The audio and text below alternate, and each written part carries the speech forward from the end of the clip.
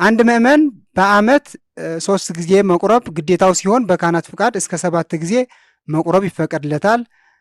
ከአሁን በፊት ተቀብሎ የማያውቅ ከሆነ ለ3 ቀን ማክፈል አለበት። ከተቀበለ በኋላ ምግብ አይመገብም፣ አክፍሎት ነው። ቅዱስ ቁርባን የሚላመጥ ሳይሆን የሚዋጥ ነው። ይህንን እመብርሃን በመልእክቷ ነገራናለች።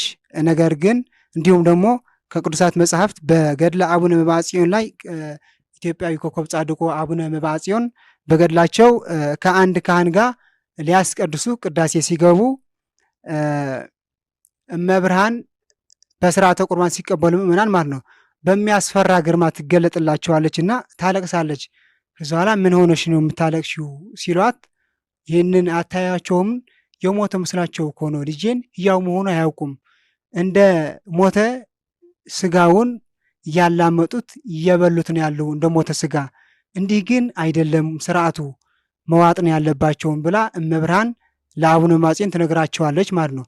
አቡነ መብዓጽዮን ደግሞ በዛ ሰዓት የነበረውን እመብርሃን እንደሚያሳዝናት እንደሚያስለቅሳት ይህንን ለምእመናን ለካህናት ሲነግራቸው እነዚህ በዛ ሰዓት የነበሩ ካህናትና ዲያቆናት አንተ ደግሞ ከየት አምጥተህ ነው እንዲህ የምትለን ብለው ለአቡነ መብዓጽዮን ይህንን ከመብርሃን የተነገራቸውን መልእክት አልተቀበላቸውም።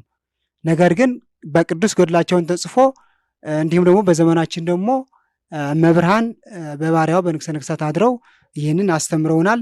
እኛንም ደግሞ የክብር ስጋው ደግሞ ሕግና ስርዓት ብናከብር ያንን ሁሉ መተን ቅዱስ ቁርባን ላይ ብንደርስ እንኳን ይህንን ካደረግን መብርሃን ያሳዝናታል፣ ያስለቅሳታል ማለት ነው። ስለዚህ የሞተ ለምሳሌ የበግ ስጋ ከሞተ ከታረደ በኋላ በስሎ ነው የምንበላው። የመድኃኔዓለም ክቡር ስጋው ደግሞ ግን ሕያው ነውና መዋጥ ነው የሚጠበቅብን ማለት ነው።